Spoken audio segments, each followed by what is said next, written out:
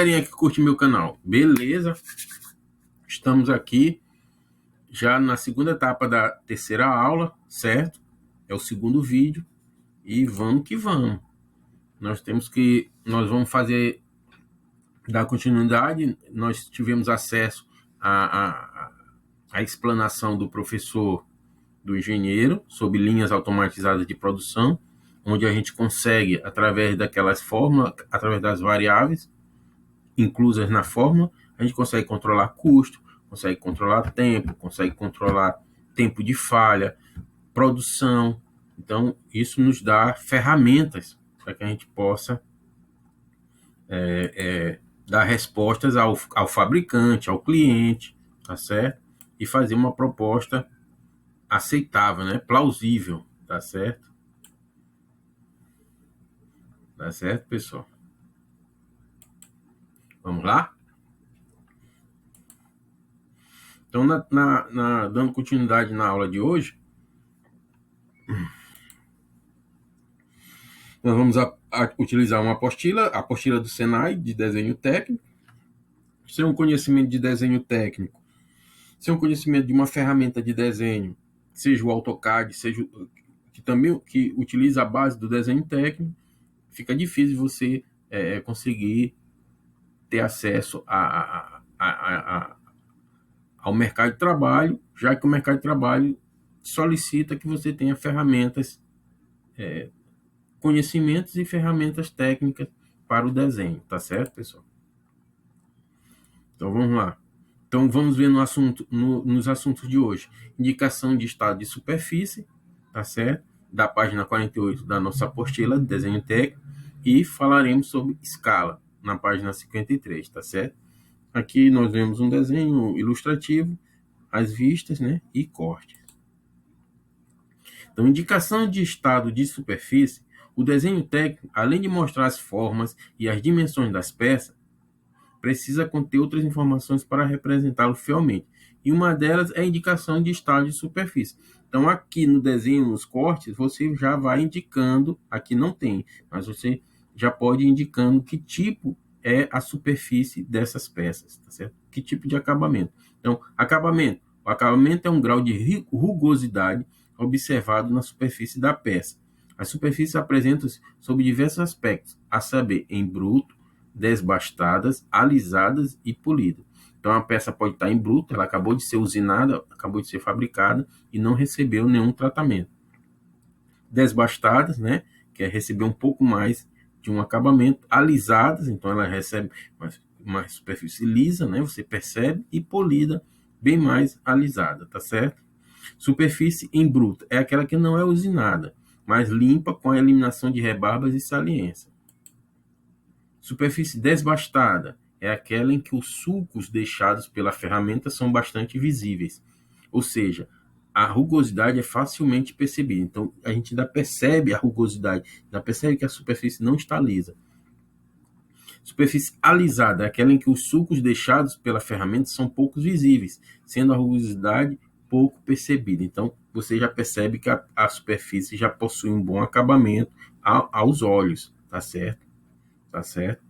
E a superfície polida é aquela em que os sulcos deixados pela ferramenta são imperceptíveis, sendo a rugosidade detectada somente por meio de aparelhos especiais. Então, cada equipamento, né, quanto mais moderno ele é, mais a superfície já é entregue polida, já é entregue alisada. Mas caso o cliente precise de uma peça com um detalhe bem preciso e com uma diferença bem pequena dessa rugosidade, é só ser indicado na peça, tá certo? Então, aqui é a simbologia, conforme as normas. Então, esse símbolo básico, só pode ser usado quando seu significado for completado por uma indicação, tá certo? Você indica e diz alguma coisa. Caracterização de uma superfície usinada sem maiores detalhes.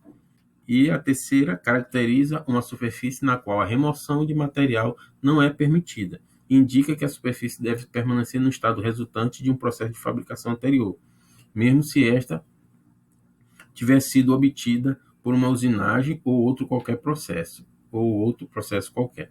Então, esse símbolo impede de qualquer tipo de serviço na peça, para não perder material.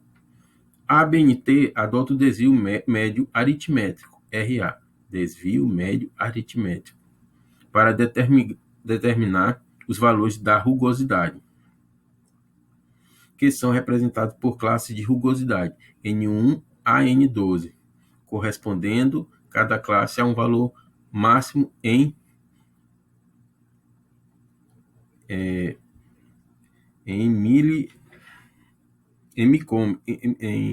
milimilímetros, certo? Tá certo?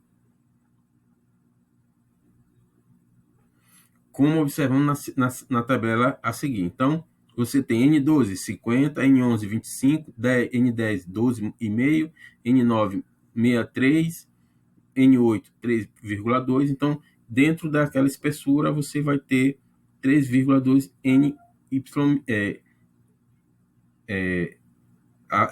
essa letra e em milímetros, tá certo? Então, aqui você tem o tamanho da peça, né? Conforme, vamos ver aqui um exemplo.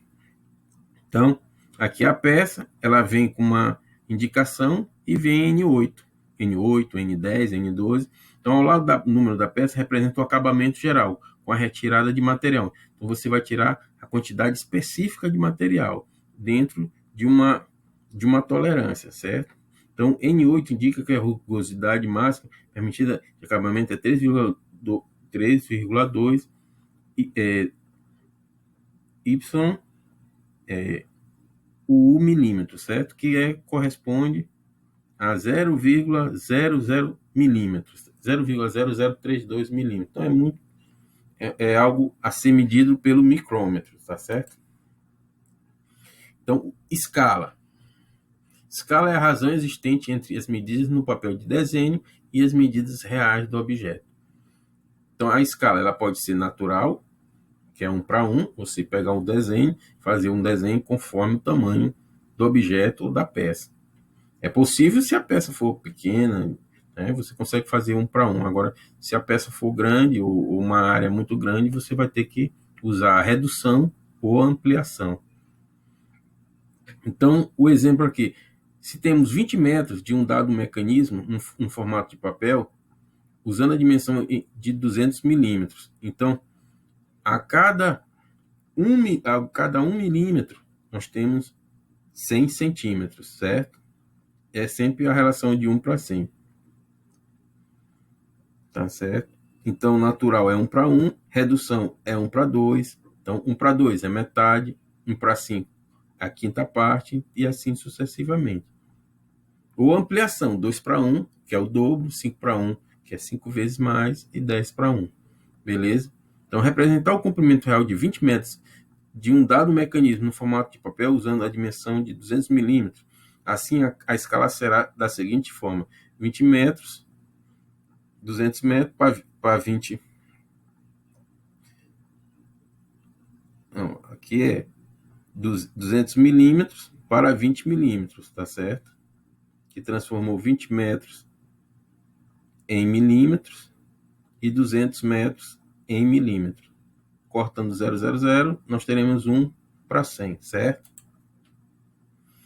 Na régua milimetrada, quando convenciona-se 1 centímetro, valerá 1 metro real. Então, a cada 1 centímetro, 1 metro real. Ou seja, 1 para 100. 1 centímetro do papel corresponde a 100 centímetros reais, que é 1 metro. Tá certo? Na escala de 1 para 50, a fração fica 2 vezes maior que 1 para 100. Ou seja, 1 metro corresponde a 2 centímetros. Ou 2 centímetros corresponde a 1 metro. Vamos agora para o nosso questionário. Então, nós temos um questionário que corresponde à página 53 da apostila, tá certo? Você vai fazer a relação 1 para 1. Se a dimensão da peça é 42, se é 1 para 1, aqui vai ser o quê? 42, que é 1 para 1. 18 é meia, então 1 por 2 é redução, certo? Então, 18, a dimensão da peça é menor, então 9, certo? Que é metade. 5 para 1. Então, se a peça tem 6 e é 5 para 1, aqui vai ser 1,2, certo? E a relação de 10 para 100 vai ser corta 0, 1 para 10. 12 por 60, 1 para 5. Certo, pessoal? Então, essa é a primeira questão. Passem esse exercício, essa primeira questão, para o caderno, junto com a outra questão que vem em seguida, e salva no Google Sala de Aula e manda para mim. Opa, já saiu até com a resposta aqui. Então, a segunda, a peça abaixo está representada em escala natural. Marque qual das alternativas representa a mesma peça em escala 2 para 1. Se é 2 para 1, é aumento. Então, a peça que representa o aumento é a letra A. Tá certo, pessoal? Então, letra A. Então, aqui já está marcado. Então, passe a primeira e a segunda questão para o caderno, tire foto, tá certo? Legível. Se der para botar as duas questões numa página, bota. Se não, tira a foto das duas, salva no Google Sala de Aula, que está valendo a terceira nota, pessoal. Vamos lá. Não vamos perder essa oportunidade. Tá certo, turma? Então, vamos... Para completar, eu deixo sempre uma dica, né, de estudo eficaz, tá certo? Vocês têm o contato do professor, pode ligar, pode mandar o WhatsApp, a gente tira a dúvida, tá certo? Vamos lá. Dica 1. Descubra de que modo você aprende mais fácil. Turma, se você aprende mais fácil com um colega, conversando, tirando dúvida, ótimo. Se é lendo livros, ótimo. Se é escrevendo, melhor ainda. Então, você tem que saber qual é a melhor característica sua para que você possa aproveitar e se dar bem, aproveitando tempo e dedicação. Dica 2, anote tudo sempre, sempre anotando, pessoal. Sempre fazendo observações, buscando no dicionário o significado, tá certo? Para não se perder e para sempre estar focado. A dica 3, tente o estudo em grupo. Estudar em grupo é importante em muitos aspectos, mas o mais relevante é a constante troca de conhecimento. Poxa, professor, na pandemia, como é que eu vou estudar em grupo? Você estuda, você liga para o seu colega, eu vou estudar, pode estudar, bora. Olha, eu estou com dúvida na matéria tal. Poxa, a dúvida é o seguinte, ó, a explicação é essa. Então, se a pessoa está estudando, ela está estudando em casa, você está estudando na sua casa, mas vocês podem tirar dúvidas, usar as próprias ferramentas as ferramentas que você para fazer as aulas, videoaulas, você pode usar para estar trocando ideias, o Loom, o Meet, para ficar conversando e também atualizando, trocando mais ideias, se conhecendo e aproveitando para estudar. Durma pelo menos 8 horas por dia. Então, gente, aproveite os horários de sono que vocês estão com a cabeça, né, com foco numa prova, num concurso. Então, ao dormir os horários condizentes ao descanso, vocês vão acordar rejuvenescidos, com mais disposição e vão poder retomar os estudos.